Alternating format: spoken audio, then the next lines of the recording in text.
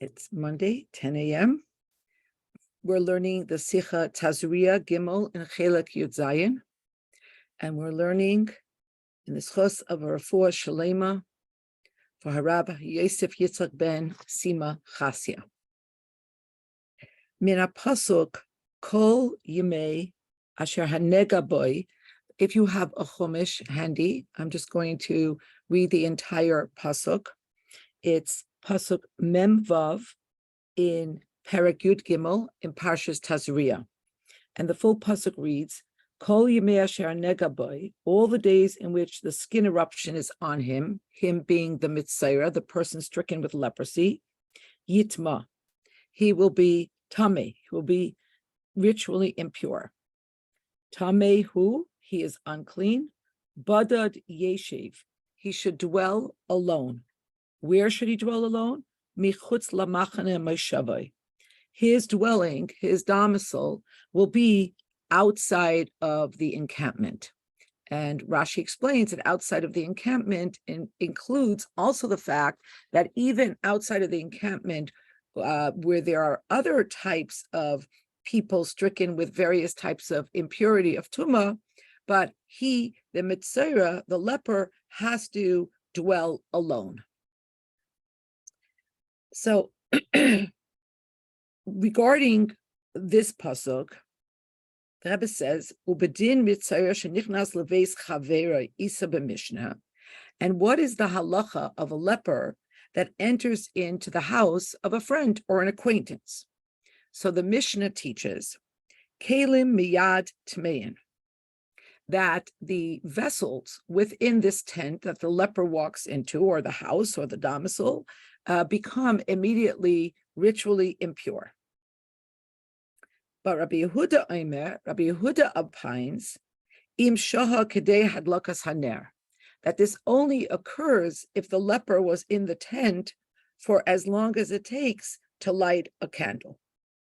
Ubiaru mefarshim, and mefarshim, the commentators explain, B'das Rabbi Yehuda, what is Rabbi Yehuda saying? Demairi, he is saying that this is the case, Kishanichnas hamitzayra leveis chavera shalei bereshus, that if the leper goes in to the house, the tent of his friend, his acquaintance, without prior permission. If he enters with permission, if he is welcomed in, if he is invited in, then the kalim become tamei, the vessels become tamei immediately. But if he entered by surprise, just stopped by, he wasn't welcomed in, he wasn't invited in, then the vessels that are in the tent do not become ritually impure immediately, but rather only after the time that it would take to light a candle.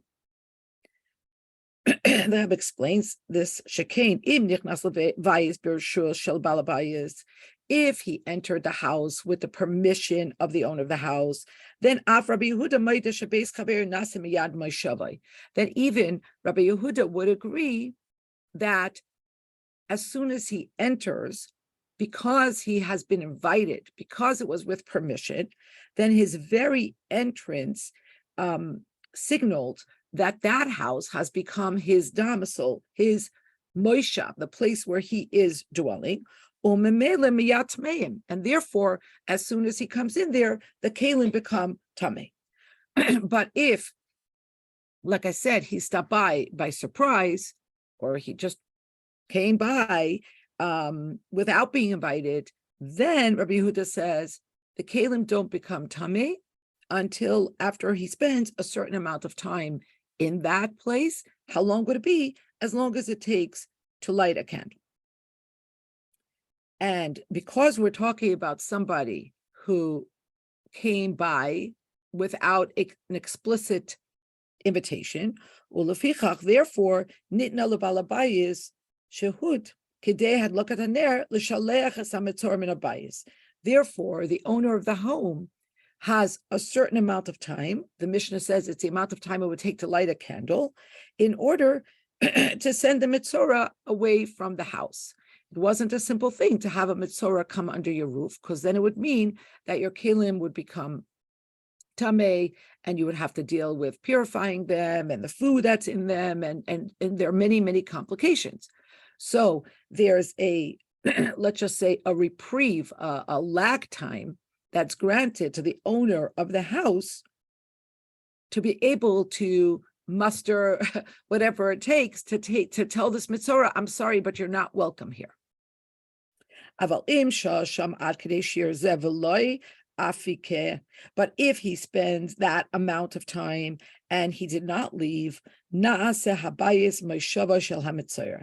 then this friend's or this acquaintance's home becomes the moishav, it becomes the domicile, it becomes the dwelling place of the leper.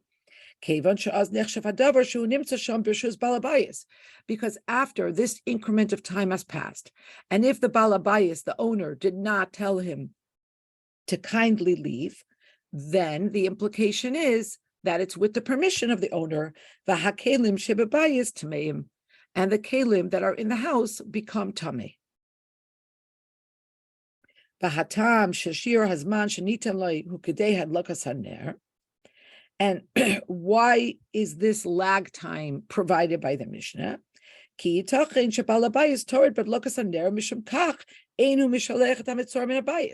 Because let's say somebody stops by and you're in the middle of doing something, you're in the middle of a chore. And so therefore you're distracted or you're concentrating on something else, you're busy.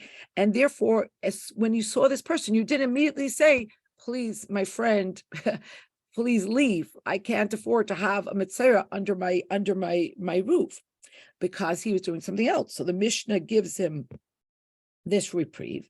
V'imkein, he mata usay shel hamitzvah sham, he shaloi bershusay. And because this person is busy, for instance, he's lighting his candles, so the fact that the mitzvah spends more than a second or a minute under his roof doesn't imply that he's there with rishus, because the person is busy, so they didn't yet tell him to leave. And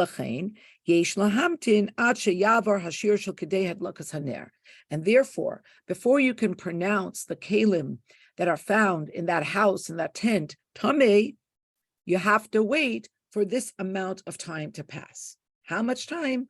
The amount of time that it would take to light candles. That's Aleph. Okay, so the Rebbe cited a Mishnah that gives us the halacha on a pasuk in our parsha that talks about the fact that where a mitzvah will dwell, that dwelling place becomes tamei. The implication is that the kelim become tamei, and then there are ripple effects from the fact that the kelim become tamei. But the Rebbe brings out a Mishnah that says that if the person came with permission, then everything becomes tamei right away.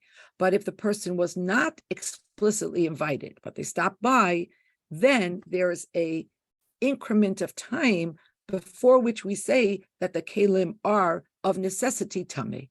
How long is that time? As long as it would take to light candles, because we have to give the owner of the house time to gather her thoughts and tell this person to please leave. And maybe this person is busy with something, for instance, like lighting candles. Beis. Kol davar b'Torah hu b'tachlis hadiuk. So this is something that the Rebbe teaches us over and over and over again, that everything in Torah is exquisitely precise. And therefore, if the Mishnah uses this example, for instance, that the person is busy lighting candles, then this is instructive. We shouldn't just be like, oh, okay, whatever. The Mishnah just uses something as an example. And from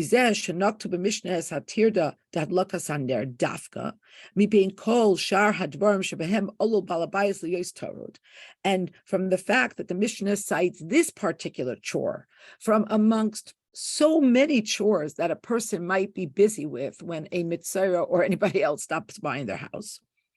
Ubifrat, and especially the Rebbe says this is true, because it's understood that the Mishnah is using this as an example. The Mishnah is not implying, well, if you're busy lighting candles, then you get this time lag, then you get this reprieve.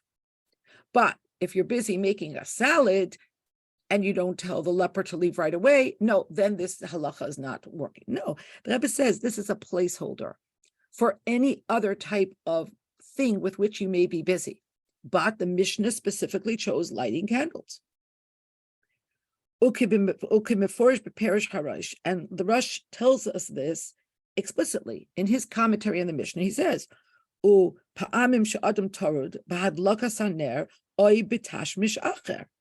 person could be busy with lighting a candle or with some other chore. And there's more.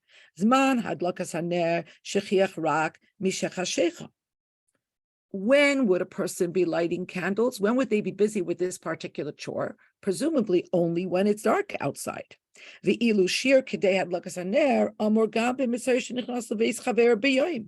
But the halacha that from the time that a leper comes into your tent, unannounced and uninvited, until when your kalim become ritually impure, is this time of how long it takes to light a candle.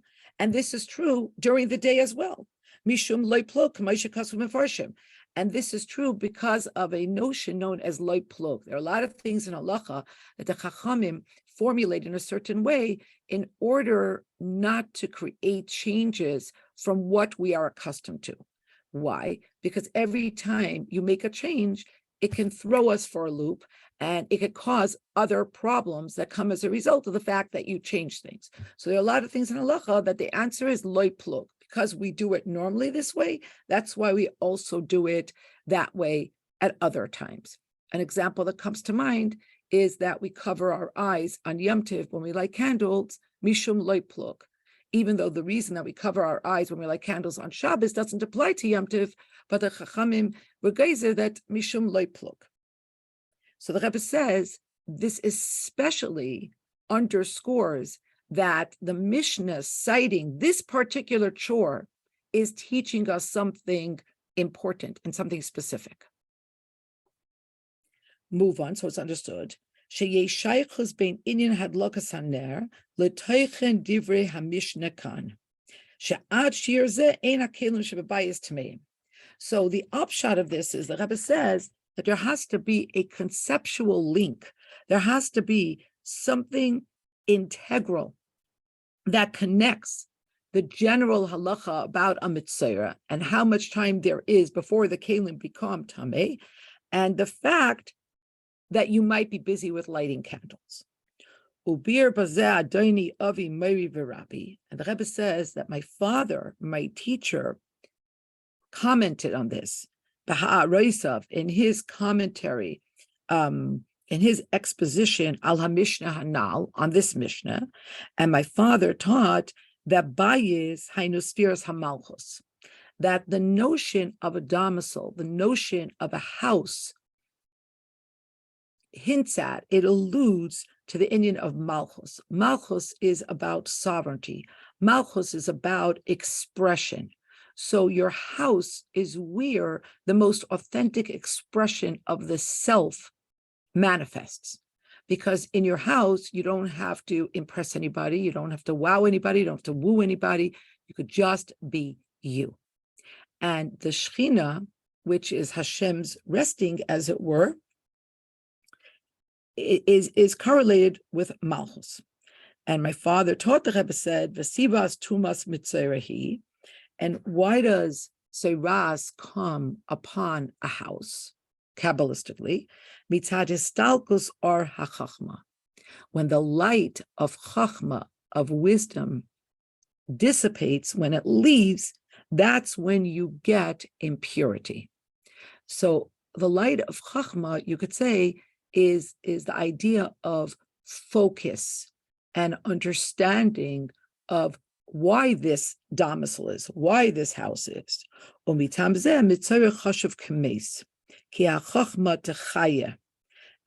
Rebbe brings down from Likutei Torah that chachma is what vivifies a person, which is why a mitzvah, who, according to Kabbalah, is the inyan of lacking chachma, lacking this focus of why there is a house, is considered a dead person in some way.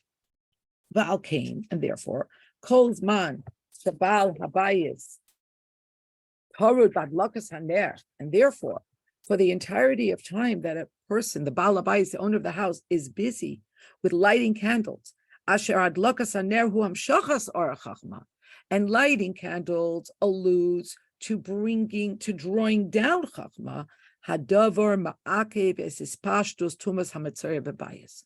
So therefore, the lighting of candles staves off the contagion that could spread from mitzayah into the house. Okay, so al pi Kabbalah, it's much more than just citing, a chore that people might very well be busy with in those days. How many times do we flick our lights on and off on any given day? Probably lose count of the hundreds of times we go into this room, we open the light, we close the light, etc., right? In those days, lighting candles was something very, very common, but presumably there were other common chores, and yet the Mishnah cites this one, and the Rebbe says, in accordance with my father's Kabbalistic understanding of this, it has to do with the fact that a house correlates Kabbalistically with the inyan of Malchus, with expression of the self, with a sovereignty. But in order for there to be purity in that expression, in order for there not to be impurity, there has to be the light of Chachma. So Kabbalistically, lighting candles alludes to the idea of bringing down Chachma, Hamshachas or Chachma, and that acts as an antidote to the Tuma of Mitzayra spreading and contaminating the Kalim in the house. Valderech ma shataras hamitzayra hi alidei kohen dafka, and we know that the purification rite of the leper is specifically through the hands of the kohen. I mean, this is a question that's asked. Many of the Mefarshim treat this question. There's a lot of Chassidus about this question. Why couldn't it be Moshe? Why did it have to be a kohen? Why couldn't it be another chacham, etc.? Behuva ela kohen v'yetzeh hakohen. And the Rebbe brings down the pasuk that says that in the beginning of the discussion about Mitzayra, that he has to be brought to the kohen initially, then the kohen has to go after a certain amount of time and check out the Mitzayra in the camp. Lefisha hakohen hu hamamshich es or hachachma kimevor b'lekutei Torah, because it's specifically the kohen that channels and brings down the effluence of chachma. Sorry about that. V'hatiritz hamuva al kachu. And the reason that's brought for this is as follows: Shashir kidei hadlakas haner ha'amor kan, that the time that it takes, that the Mishnah cites the chore, and it says that you have the time that it would take to light candles in order to be able to tell the Mitzayra to leave your tent. And if you don't tell them to leave your tent, then your kelim become tameh. So it's speaking about hadlakas haner debei shamshe. It's talking about lighting candles during the twilight hour. Hadlakas. No, I wasn't. I got distracted, Rivky, but I think you missed a paragraph. Okay. Yeah, the first paragraph of Gimel. Oh, okay. Thank you. Thank you so much. Gimel. Thanks, Rachi. You didn't get distracted. I got distracted because the phone rang. I'd forgotten to put on do not disturb. Thanks. And regarding this concept, that the Mitzayra does not cause tuma to the kalim in the tent, in the house, until after the increment of time that it would take to light candles. So then there's a question. Even if people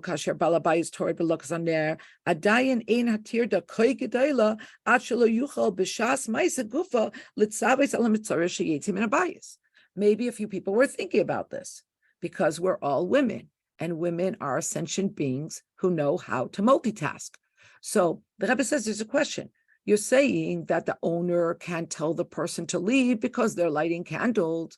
What? You can't light candles and tell this person, please do me a favor, I'll meet you outside in the courtyard in 5 minutes, but please don't come into my house, or please leave my house? Why can't you do both things at the same time?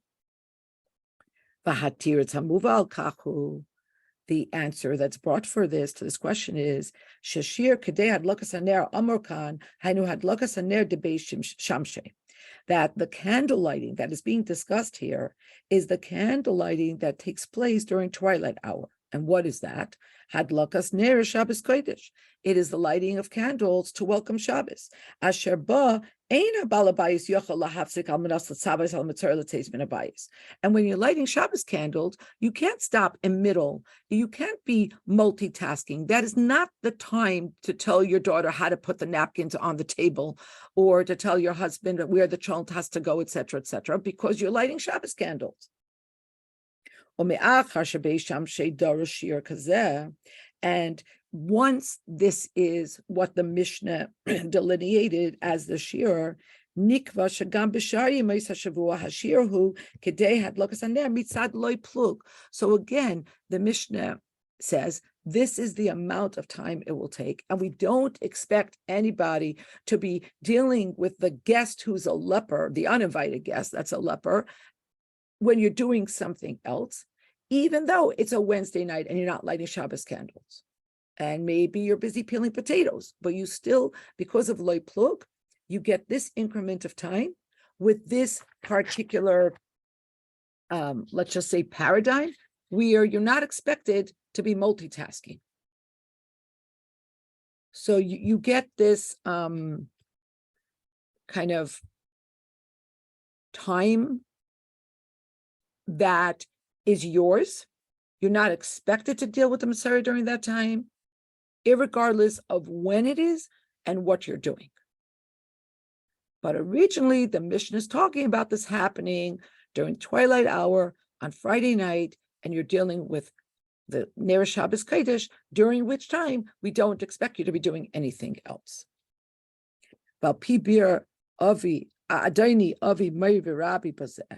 And in accordance with my father's explanation, Shatam Shir Kedei Adlakas Haner Hu Lefi Shadlakas Haner Ma'akeves as Tumas HaMitzayra. And then, if you go according to my father's explanation, Al Pi Kabbalah, that the reason why this is particularly chosen as the shiur is because lighting candles alludes to the idea of bringing down the Or of Chachma, and the Or of Chachma can stave off, can ma'akev, it denies entry to the Tuma of the Mitzayra. Sarach Laimar, we must say, Shahakoyach HaMa'akev es Tumas HaMitzayra, but be'ikor mitzad hadlokas haner de Beishamshe, that the koyach to be able to deny entry to Tuma comes in the main from lighting candles during twilight hour, which would mean for Shabbos Kodesh, Share Ikrei Shel Hashir Novei Madlakazu, because the main basis for establishing this as the time frame for how much time you have before there is the natural contamination, the no longer avoidable contamination of your kelim, comes from this particular thing of lighting candles on Friday. V'habir bazer. And the explanation is, the Mishnah that we're discussing is not talking about the Tumah of a Mitzayra itself, Ella, Betumas Mitzayra, Hamispashetes Bivayis, but it's talking specifically about the Tumah of a leper that spreads to a household. V'lachein, Hadavar Shayach Beikar Ladlokas Neres de Beishamshe.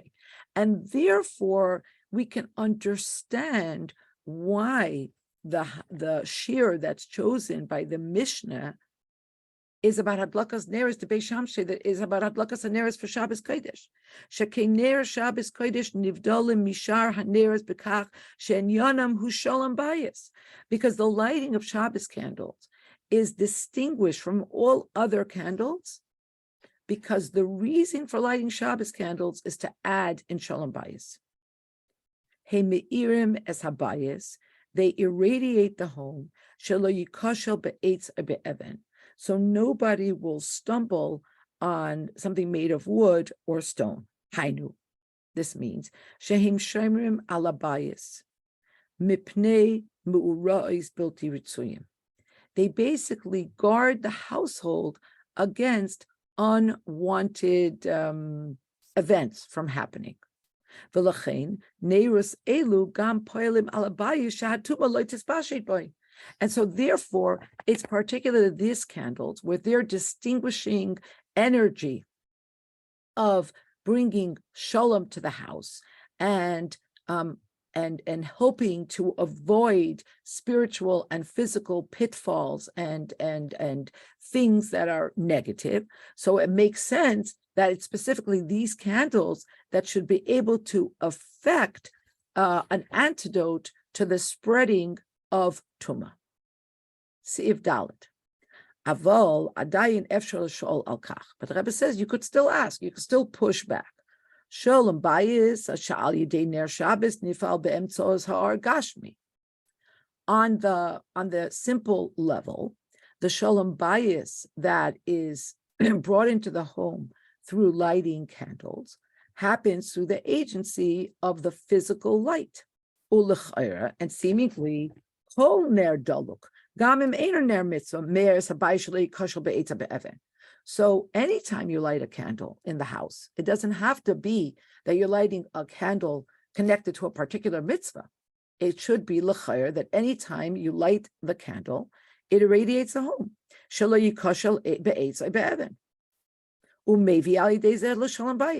And because it radiates the home, it illuminates the home, it adds to shalom bayis. People are not tripping on things, they're not falling, they're not tripping over each other, they're not making a mess right after the floor was washed, and so on and so forth. Ve'im kain, and if so, mahu hayisrain shaladlokas haneres de beishamshe. So what is the particular superlative characteristic of Shabbos candles over any other candles that are lit? Ad shehadloka zu dafka hi ha'ikar b'hagonas habayis b'pnei hefach hasholem u'memele b'pnei hispashtus hatumah. If you could affect the same thing through any other candles that you light, so why are we saying that the neres de beishamshe, the candles that are lit for Shabbos, are the ones that guard against the house being disrupted in a way that leads to the opposite of shalom? Or on a deeper level, why are they dafka the antidote to the spread, the possible contagion of Tumah from Mitzvah? You could do the same thing with candles that you light on Wednesday or Thursday or Sunday or Monday. Ach be'emes ein hadavar kein. But in truth, it's not so simple, the Rebbe says. Or stam she'ena kosher l'ner mitzvah. Pedestrian light illumination that's not connected to a mitzvah, ein vadaos tomid sheyeh sibas l'shalom. You can't rely on that it will always, for sure, bring about peace. Why? Because sometimes the opposite can happen from illuminating an area. And what is that? That takas ha'or efshar lahavkin l'f'amin ba'adam be'ezet tnuah b'kav ba'adam she'eh efshar l'zbol. Sometimes it could happen that if you bring more light into the house, you're able to see certain flaws in the person, in their behavior, in the tnuah, in their like maybe body language or a facial expression, or maybe you're able to see a flaw in them. She efshal is that you can't take. That once you notice it, it becomes really hard for you to be in their presence. So it's dafka the illumination that can cause the opposite, the antithesis of peace. The dafka or ha'amiti. Ha'or shel ner mitzvah v'tayra or. But it's dafka, real light, true light, the light that is irradiated from mitzvahs and Torah. Asher kol ha'Torah nitna la'aseh shalom ba'olam. The whole purpose of giving the Torah was to bring peace into the world. Hu hasiba ha'amitis ha'mevia bevados achdus v'shalom shalom bayis. And so this is the only light that can, with assurance, on a constant basis, bring unity and peace, otherwise known as shalom bayis. See if hey. Kol ha'amor, everything said above, hu biur hashaychu shel ner Shabbos kodesh le'inim menias hispashtusa shel kol sug tumas habayis bebayis. Everything we said above applies to the connection between ner Shabbos kodesh and the concept of trying to avoid the spread of any type of impurity in the house. Avol mizeh shehashir kedei adlakas haner huva legabe tumas mitzaira. But from the fact that this particular increment of time is cited in the Mishnah pursuant to the tuma of a leper, move on, it's understood, shahashmira mipnei tuma chamura zu yesh la shayches miyuchedes l'neir Shabbos kodesh. That this particular type of impurity, which the Rebbe says is very, very serious, and what is the antidote for that? It's dafka neir Shabbos kodesh. So there has to be a particular connection between Ner Shabbos Kodesh and staving off the ill effect of this particular and deep and profound type of tumah that comes from Tzoras. B'pashtos yesh loimer. The Rebbe says simply, we might say, Achas hasibois l'tzoras hi lashon hara. One of the reasons for Tzoras is lashon hara. Inyan shel pirud halavavos. Lashon hara brings about the opposite of unity and the opposite of peace. It brings to hearts being alienated and disenfranchised from each other. V'lachein hatikun lekachu al yidei neir Shabbos kodesh dafka she'enyanam hu shalom bayis, and therefore the time that's given is dafka neshek, and the whole idea of neir Shabbos kodesh is shalom bayis. V'habir bazeh b'pnimis hanyanim yuvon bahaktim divrei chazal. And a deeper explanation will be understood by first prefacing with the words of the Gemara and Gemara Shabbos, where it says, Harogil b'ner, havin le bonim talmidei chachamim, that one who is careful with lighting Shabbos candles will merit children who are talmidei chachamim. Uperish Rashi, and Rashi explains on this, Tichsiv, as it says, Kiner mitzvah v'Torah are, that a mitzvah is a candle, Torah is light, al yedei ner mitzvah de Shabbos v'Chanukah ba or de Torah. So through the candles of the mitzvahs of Shabbos and the mitzvah of Chanukah comes the light of Torah. Demizem move on. From this is understood she'af al pi shener mitzvah koi al kol mitzvah, that although when we talk about the idea of that of their mitzvah, we are referring to every single mitzvah. Every single mitzvah is a candle. He called mitzvah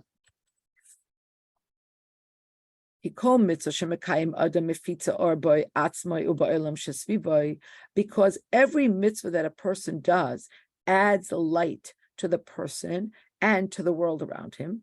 Mikol makayim, but still in all, yesh bifrat zeh yisrain b'mitzvahs hakeshurais gam begashmis laner.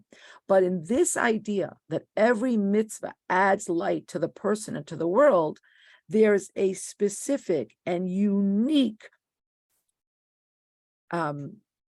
additional light that comes as a result of the fact that we're dealing with a mitzvah that physically adds light.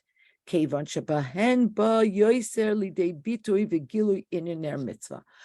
through those mitzvahs that are connected with shedding physical light, this gives further expression to the spiritual light that is shed by every mitzvah.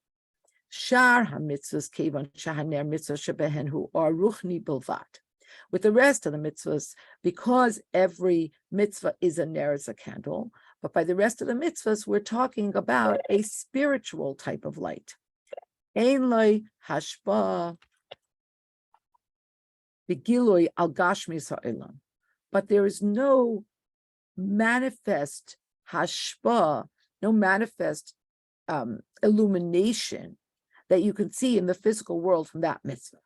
Masha ein came b'mitzvahs elu. But in contradistinction, when you're talking about these mitzvahs that have to do with lighting candles, and like it's brought down there, the Shabbos candles and the Chanukah candles, because in these mitzvahs there is a physical light. Harei ha'pa'ula ala or haruchani hi ba'ofen sha'or ba begilui begashmias ha'olam. It's a very, very profound and interesting thing that the Rebbe is saying, that the reason that there could be physical light in this world from these mitzvahs is because there's a stronger spiritual light that is the antecedent for these mitzvahs.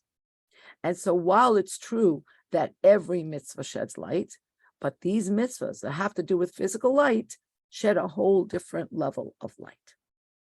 Vav. And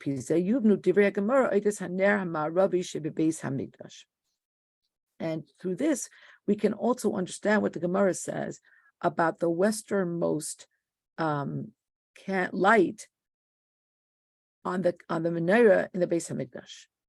What does the Gemara say? The Gemara says about this, Eidus hi l'boy olam.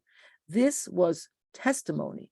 This miracle that the western light was always illuminated. It never went out. Testified to all those that came from the whole world, Shahashchina Shara Yisrael, that Hashem's presence rests with Klal Yisrael. Al Yidei HaNes Shahaya B'ner Maravi, that Mimena Haya Madlik Ubaha Hu Haya Mesayim, that it's explained that that candle never went out. That was the Ner Tamid, and the Kayim, when they came to light the candles the next evening, would light from that westernmost light, use that as the starter light all the other candles, and then conclude with lighting that one again. Now the Rebbe says that Dilach Eira ain't a move on. Seemingly, this is very hard to understand. Haloi bebeis hamikdash nasu nisim rabim. When you talk about the Beis Hamikdash, you're talking about so many miracles that happened on a regular basis. Kedivri HaMishnah, like the Mishnah says, Asara nisim nasu lavaseni bebeis Hamikdash. There were 10 miracles that happened for our forefathers in the Beis Hamikdash. V'im kain, and if so, ma nishtana nes haner maravi mishar kol hanisim. How is this nes different from all the other miracles? Shehu dafka shimesh edush hashchina shar b'Yisrael. That this miracle, more than any other, should serve as exhibit A for the fact that Hashem's presence is resting with Bnei Yisrael. Yisera Mizu, the Rebbe says more than this. Makam ha-menorah hu behechal. Where was the menorah? The menorah was in the Heichal, in the Kodesh. Visham gufa loy ba'ulam, and it was not in the like vestibule. It wasn't in the anteroom before the Kodesh. El b'makam hanikra Kodesh, but it was in the part that was called Kodesh. She'ein kol adam nichnas l'sham, and most people could not go in there. V'ilu beina hasara nisim yesh gam nisim shaya tamid ba'azara. And amongst the 10 nisim that the Mishnah lists, there were nisim that happened in the Azara, in the courtyard, where every Yid could go, where every Yisrael could be. And there were even those miracles that happened in Yerushalayim. Like, for instance, the fact that there was room for everybody to stay, and that Saras could not be contracted. You would think it would be the opposite. When more people come during the Shalosh Regalim, then that would be the best time for a plague to spread, but it couldn't be contracted, and so on and so forth. And therefore, how you say you're doing l'kol. So if a nes happened in the Azara, and how much more so if a nes happened in Yerushalayim, you would think those would be more well-known, they would be more publicized, the population would all know about it, and therefore that would serve as a better indication that the Shechina share with Klal Yisrael. V'im kain, ech efshar leimer shadavka nes haner ha'ma'aravi shahaya b'toich ha'kodesh he'id l'boye olam shashchina share b'Yisrael. Why would you say that it was that nes, the one about the most western light never being extinguished, that nes dafka is the one that broadcasts to the world that the Shechina is with Bnei Yisrael. Elo shahabir bazehu kanal. The Rebbe says, but the explanation is exactly what I explained to you above. Because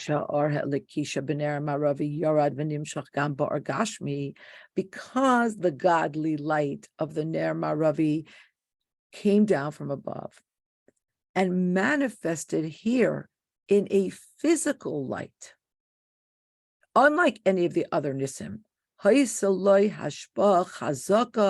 B'ha'aras ha'olam hagashmi yoyse ma'asher l'shar hinyanim b'hanisim shebeis hamikdash. Therefore, it was this miracle that had a stronger and more profound effect on the world, on the physical world, more than any of the other things and more than any of the nisim that happened in Beis Hamikdash. V'lachein, and therefore, nezed dafka hishpia upa'al edus al ba'ei olam sheyakiru shashchina shayir b'Yisrael.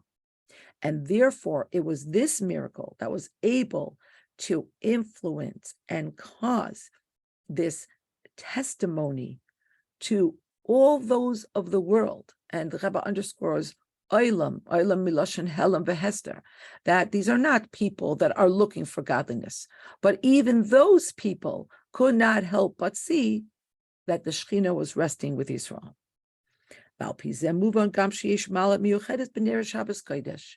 And through this, the Rebbe, kind of zoomed out and elongated our field of vision so we could understand more deeply what it means, a mitzvah that is connected to light. So the Rebbe says, based on this, we have a new appreciation for the particular maila of Ner Shabbos Kodesh. Al kol haTorah nemar, kol haTorah nitna la'aseh shalom ba'olam. The Rebbe already cited this, that generally speaking, about the whole Torah, it says that the Torah was given to bring peace in this world. Hainu. She'al yidei kol haTorah na'aseh shalom ba'olam. That through Torah, there is peace in the world. The world in general is a place of multiplicity and plurality and multifariousness. There's so much going on. There's so many different vibes and energies and isms and ways of understanding things. And the Torah was given to bring cohesiveness and to bring unity and to remind us that there is only one vivifying force. But the Rebbe says, but this is all in the main, this is on the spiritual level.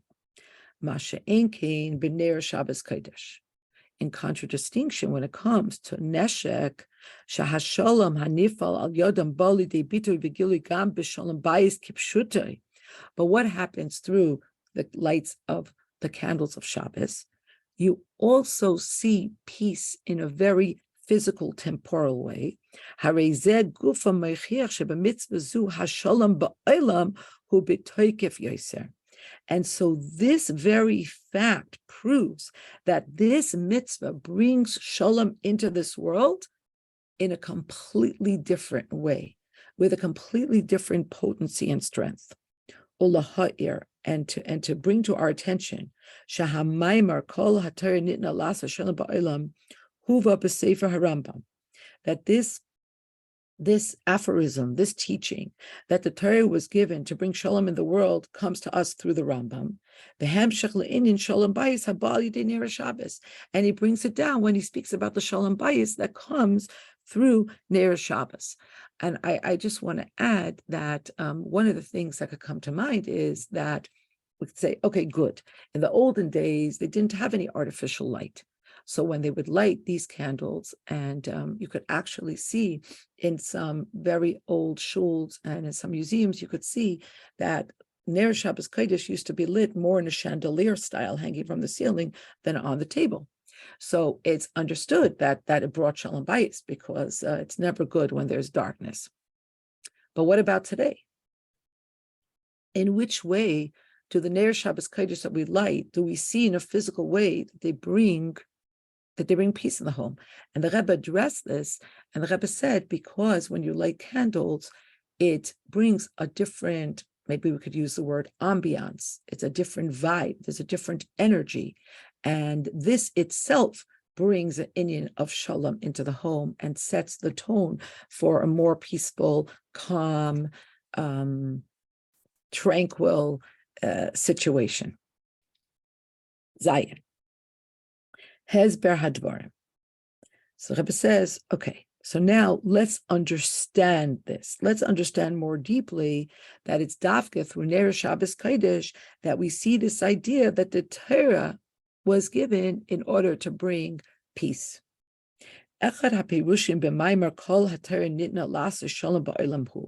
One of the ways of understanding this teaching, that the Torah was given for the sole purpose of bringing peace into this world, is as follows. The true existence of the world is Elokus, it's godliness. The whole world exists in God's thought process. Like the Alter Rebbe explains in Tanya at great length, the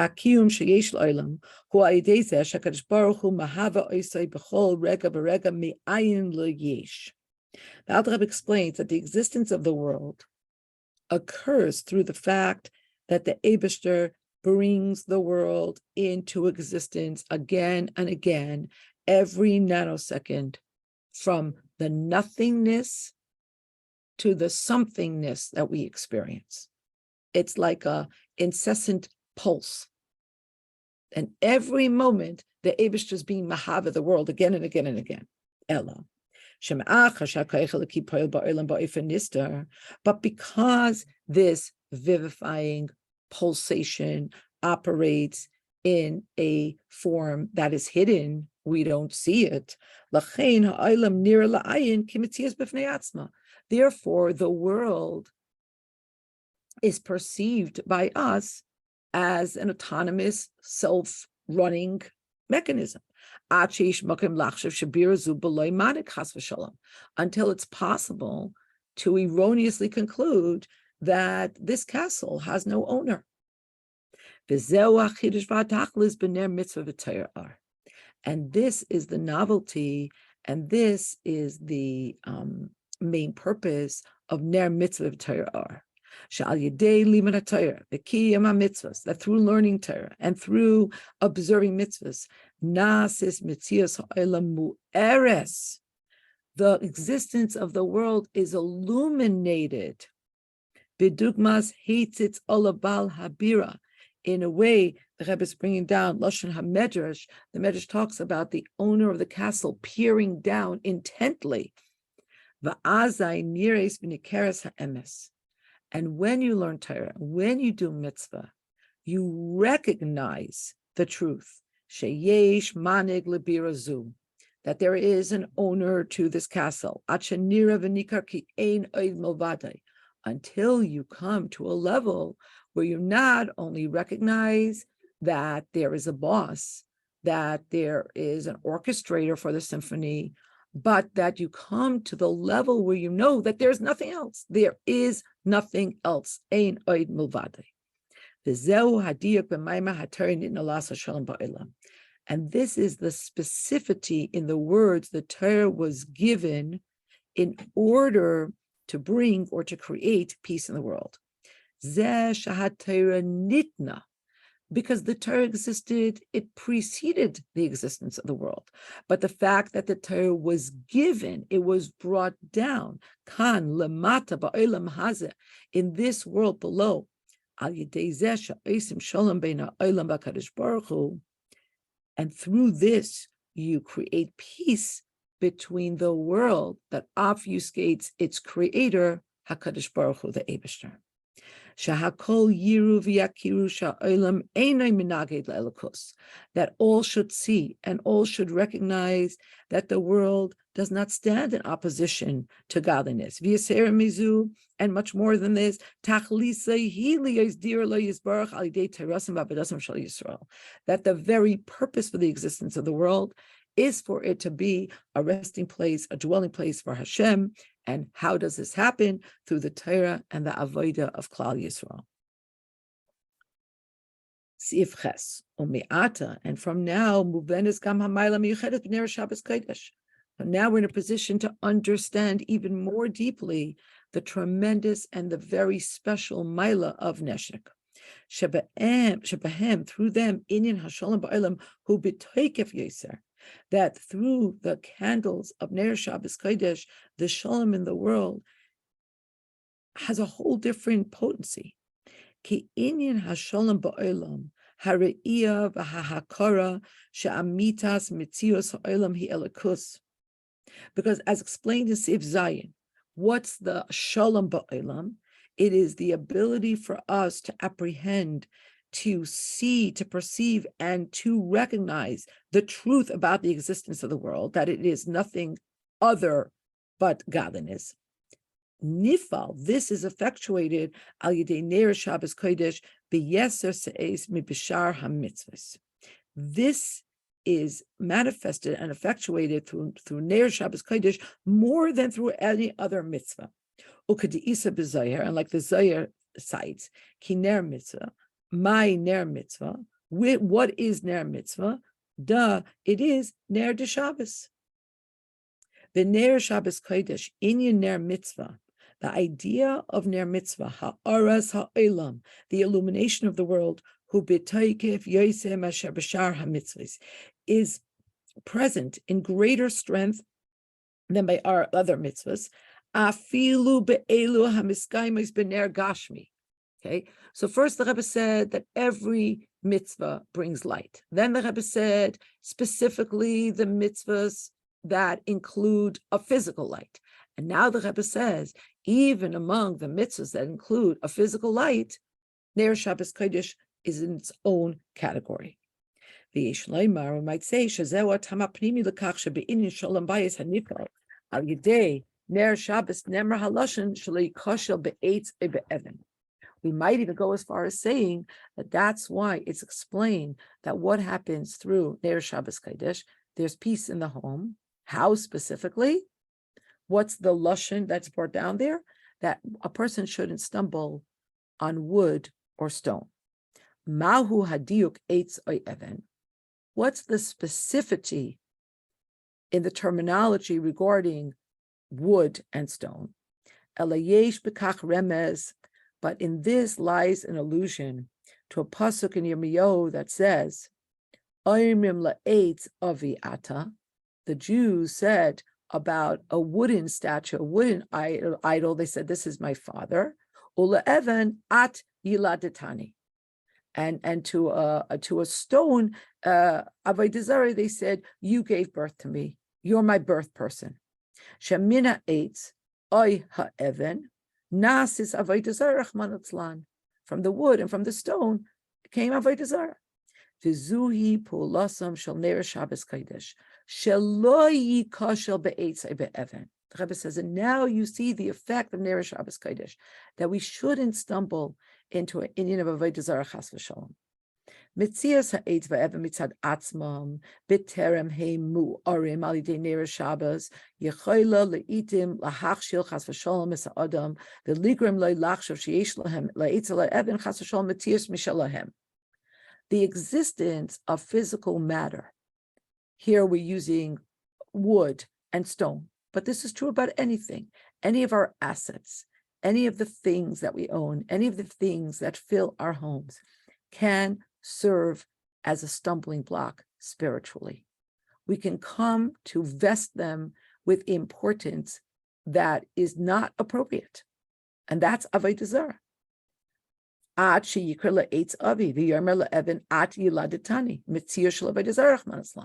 Until we come to a place of avodah zarah. However, al yidei oiram shel ner Shabbos Kodesh, asher haner mitzvah u'pu'ula shalom u'po'ela shalom ba'olam shebehem mashpiyim ba'ofen golui begashmius ha'olam. But when you light Shabbos candles, and through this you have the pu'ula, you have the effect of ner mitzvah, and Shabbos candles, you have specifically the Indian of, and every mitzvah is the Indian of bringing shalom in the world. And then with lighting Shabbos candles, you have the physical manifestation and the revealed manifestation in the gashmias of the world, who the boss is.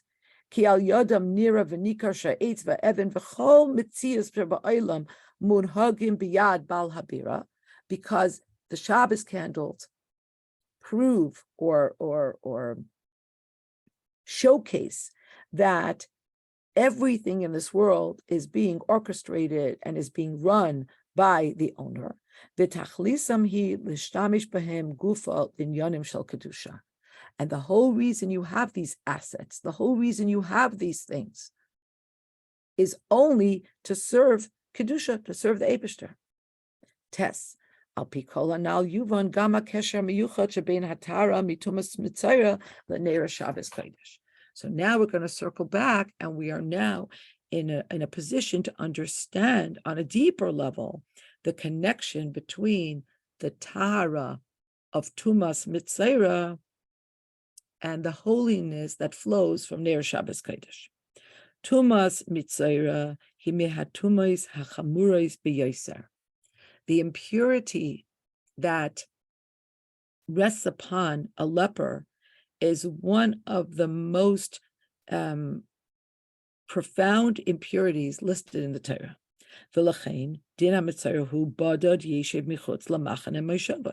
And that's why, circling back to the Pasuk Men Vav in Paragud Gimel of our Parsha, that's why the Torah says that he has to sit alone, isolated, not only outside of the Machane, but his Moishava, his domicile, his dwelling place has to be separate from all the other people that were sent Michutz LaMachane for various reasons.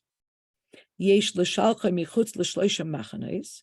You have to send him out of all three machanes chania of Bnei Yisrael, ubazeh gufa, and then on top of that, within sending him out michutz l'machane, bodod yeshev. He has to sit alone in loneliness. Shaloi yehutmein achayrin yoshvin imay, in order that he not infect others with his tumah, because the tumah of Mitzayra is a much more potent, profound, strict tumah than the others. The place where the Mitzayra is not just Michutz LaMachane of where Bnei Yisrael encamped, but it's also beyond the encampment of all those that are sent because of various impurities. The Mitzayra is an outlier, completely outside, on the outskirts of Kedusha. V'tama davarhu, and what's the reason? Lefishagam hachit hamevi l'tzaras lashon hara chamurhu b'yaser. The reason for this is because the chait, or even though we know that there are listed a listing of 10 chataim that bring to tzaras, but the main chait that's correlated with tzaras is lashon hara. And why is the tuma so harsh? Because the chait is chamur b'yaser. Because the chait is a very, very profound sin. Why? Because of what it causes to people. And the Rebbe just cites a few words, and I just want to go to the Rambam in order to cite a little bit more so we can understand what the Rebbe is referring to. So in Sefer Tara, in Hilchos Tumas Tzaras, the Rambam explains why the Mitzayra has to be so far away from everybody, and what happens through Lashon Hara. And I'm not going to say the whole thing, but just a little bit. V'zeh derech yeshivas haleitzim harashayim. The Rambam outlines in his halachas the trajectory of leitzim, meaning of, I guess, scoffers and no goodness, no goodniks, rishayim that sit together. Batchila marbim b'divrei havai. First, they talk about nonsense. They talk about nothing. And then their conversation devolves to speak in disparaging manner about tzaddikim.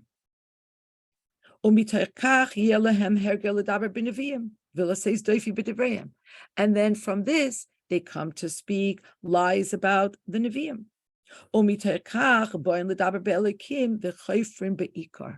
And from this, their conversation devolves into talking about Hashem, Rahman al-Islan, and denying the existence of God. So the Rebbe brings down just these last words, L'daber be'elakim v'koifrim be'ikar, asher al yidei zeh nasa adam Rahman al-Islan nifrad l'gamri me'akadosh baruch hu. So the person becomes separated completely from God. So the fact that they have to be so separated, they have to go not only michutz l'machane, but they go out, like the Rebbe says, yotzei legamrei mimachane diktusha. They're not even in the machane where the rest of the people who became impure are. V'lachein, and therefore, minias hispashtusa shel tuma kizu. So avoiding the spread of this type of profound tumah, how can you do that?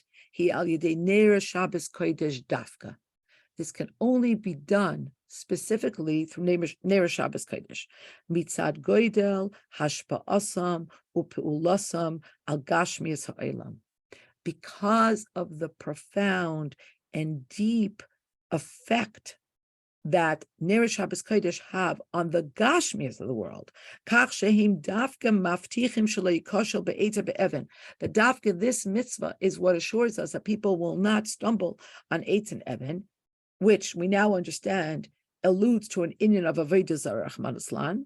Va'al kain heim hameganim mipnei tumas hamitzayra, and therefore it is this mitzvah that can guard against the tumah of a mitzayra. Hashayechesh lecheit hagoyim ledaber belakim v'koyfim beikar.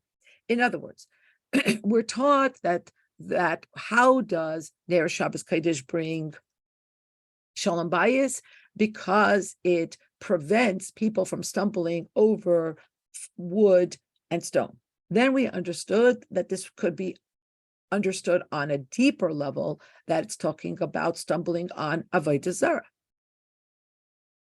And what is tsaras? Tsaras is the effect of speaking lashon hara. And the Rambam says that speaking lashon hara starts with talking shtusim v'havolim. You talk about nothingness, you talk about nonsense, and then it devolves, and it can devolve chas v'shalom to avodah zarah, to this inyan. And what's the antidote? The antidote to this is specifically, and this is why the Mishnah brings down this particular example of what the owner of the house, the tent, might be busy with, lighting candles, neres shamshe, lighting the candles at twilight hour, lighting the Shabbos candles, because only that mitzvah has the power to prevent, to stave off the contagion of this tumah. Al pi bir Avi Adaini Meir Barabi Baha'araisav. And based on the Rebbe says, on my father, my teacher's explanation, Inin Hadlokas Haner Hu Al Derech Taharas HaMitzoyra Al Yidei HaKoyin, that lighting candles should be understood in the modality of the purification of the leper through the kohen specifically, because we said the kohen brings down the or of chachma. The gam pratzem muvam b'inyanenu, and this detail too can be better understood in what the Rebbe has developed here. Koycham shel ner Shabbos kodesh ein rak la'akev es his pashtus tumas hamitzayra. The koyach of neshek is not only to prevent the spread of the tumah of the mitzvah, elagam yiser mizu, but it's more lahashir es hakelim b'taharasam b'tumas hamitzvah. But it guards the kelim, and it allows them to remain tahar and to not be contaminated by the tumah of the mitzvah. Ukamay b'dugmasam tahar al yidei hakoyin. Nifal behem al derech inyan is hafcha chashoichel in hayra. And just like in the example of the leper, that the tahara comes through the kohen, who Kabbalah explains is, and Chassidus is mamshich or chachma, so too through the lighting of candles in the tent, you also have the same idea of his hafcha chashoichel in hayra, of transforming darkness into light. Sins become like merits. Hainu. This means that from a situation where the mitzayra has to stay isolated, has to dwell isolated, hamayra al taklas hayirida, which serves to highlight the very, very profound lowliness of that situation. It's transformed to a status of aloneness in the positive sense. Like it says in the Torah, Hein am levadad yishkain, that we are a nation that dwell alone because we are a completely different type of nation. Betach badad ein Yaakov, that there's a surety about the aloneness of Yaakov. Like we say, it's lonely on the top. It's not. There aren't a lot of. You're alone there, and this is tachlis habracha. Now the Rebbe says, and the same thing is true about the darkness of Golus.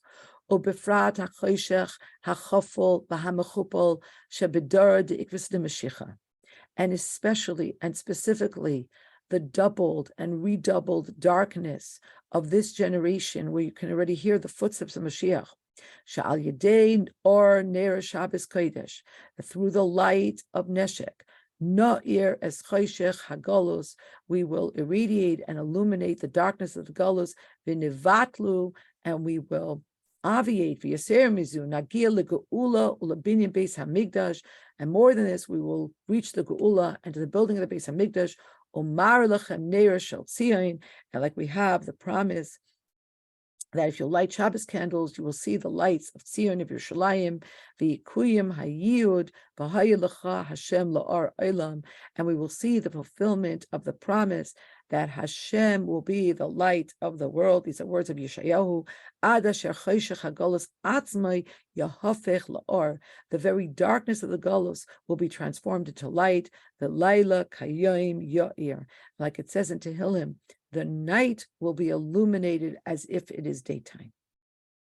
And now the Rebbe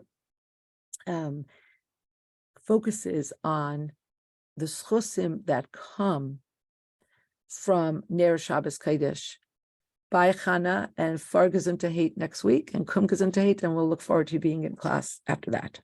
Yud Aleph. Mikol Hanal Muvan. From all of the above, it's understood. Shabizmanenu zeh. In our times, when the darkness of the world is so great and so thick, it is especially imperative. Shekol Bas Yisrael, including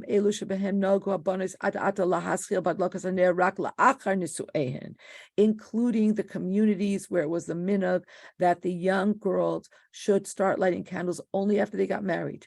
And in those communities, they would fulfill their obligation through their mother's lighting. It's imperative that takef mishtagia lechinuch, that as soon as young girls reach an age of chinuch, hainu misha shenitan lahasbir las mashmu asam shal ner Shabbos v'yamtei. As soon as you're able to explain to this child, to this girl, the understanding and the meaning of lighting Shabbos and Yom Tov candles, tadlik ner ba'atzma, she should light her own candles. V'oirei shal ner haShabbos. Yachad im bracha shetiborech olav, and the light of the Shabbos candle, along with the bracha that she will make over it, ya'ir la es chayeha, will illuminate her life. L'das v'liskor kefi shameres b'birchasa shakadosh baruch hu melech olam. She will know and she will remember, like she says in the bracha, that Hashem is the King of the world.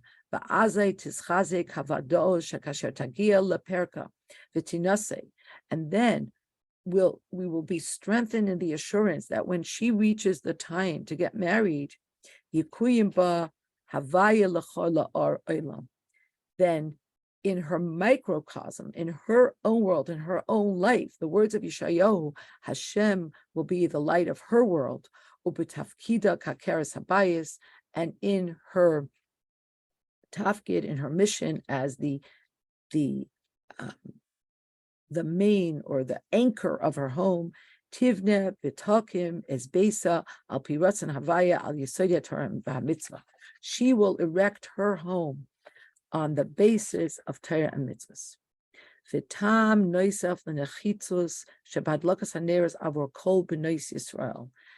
This is quite fascinating, and an additional reason to the imperative that every young woman light her own candle.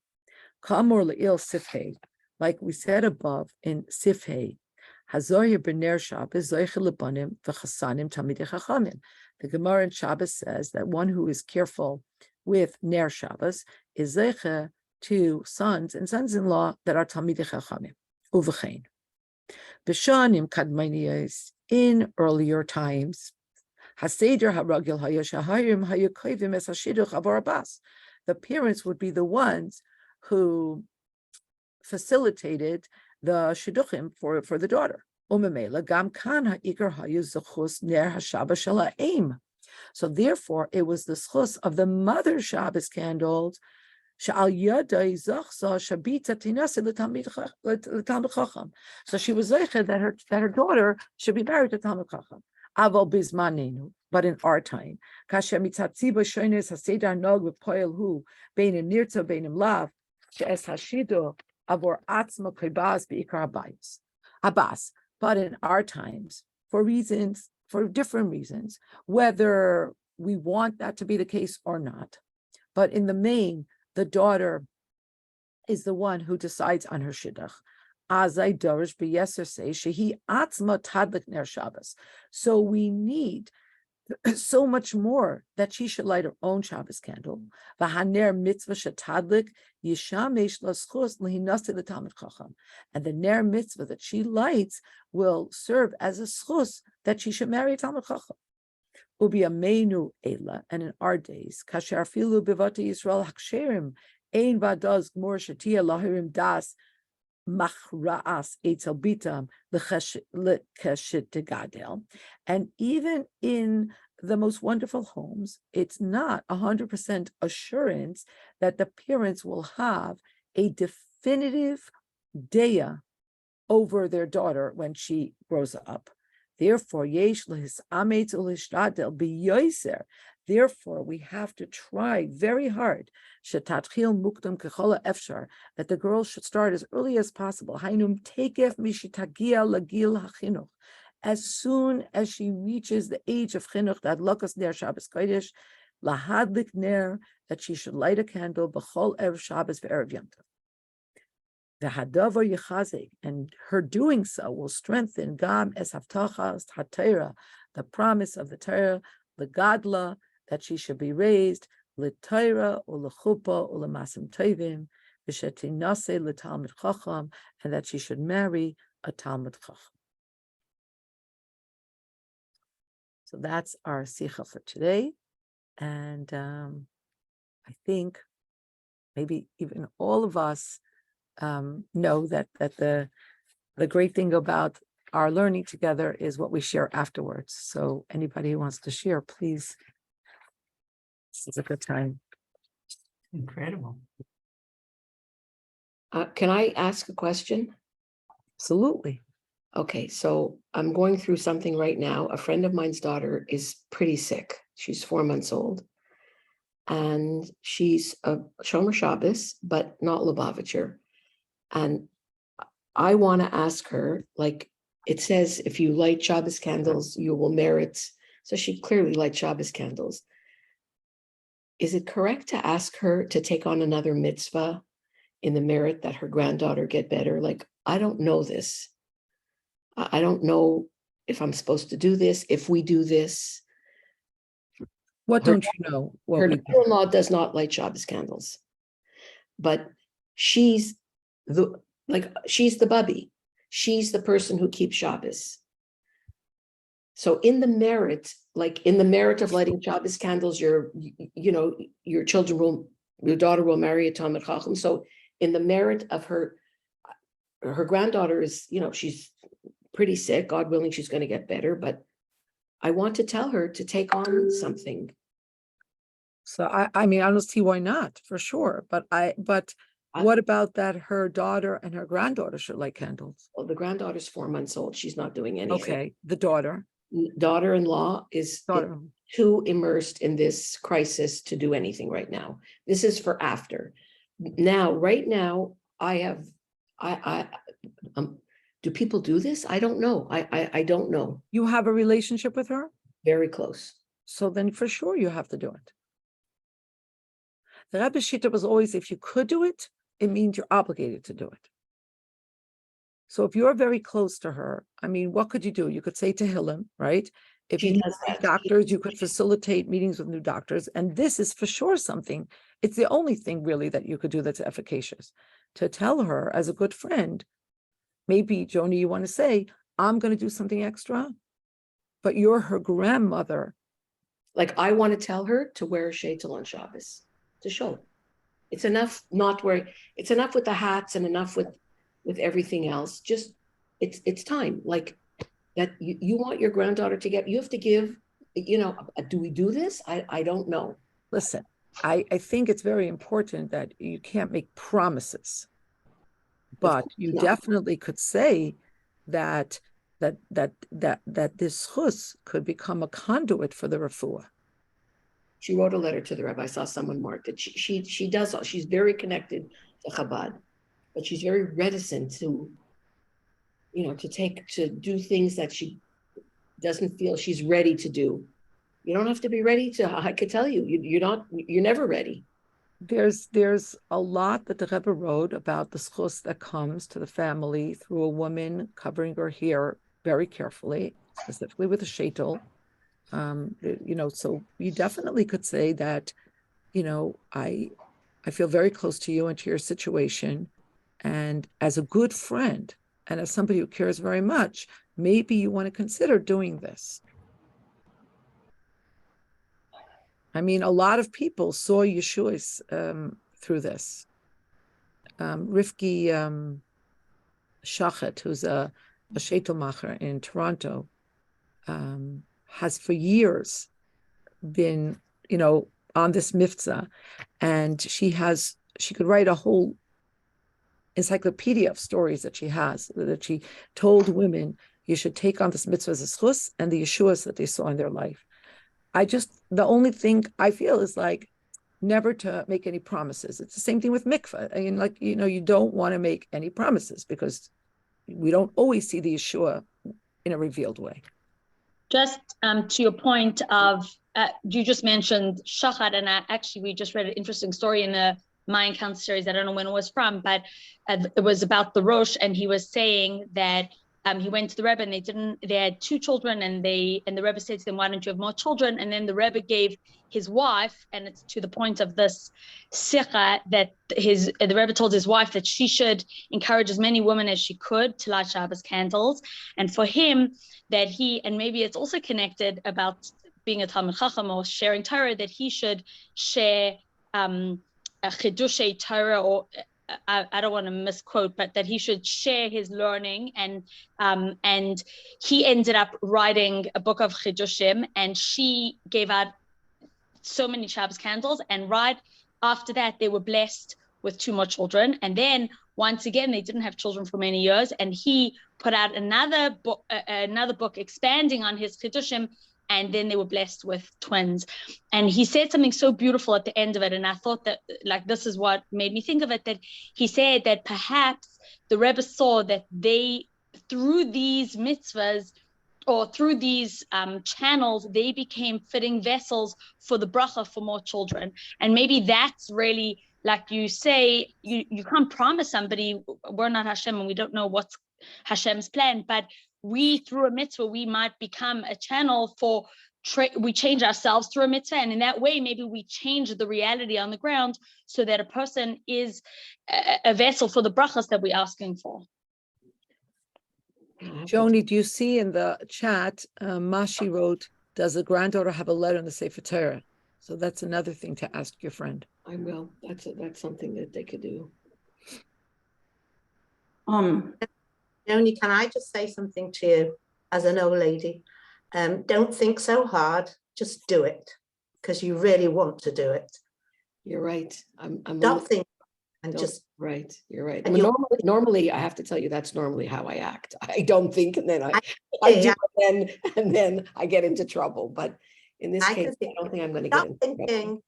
Just do. Just say it and see what happens. Yeah, I mean, she already has a sheitel. It's not like she doesn't have it. She just doesn't wear it. She just do it. Just do it. See, this is the liberating thing about getting older.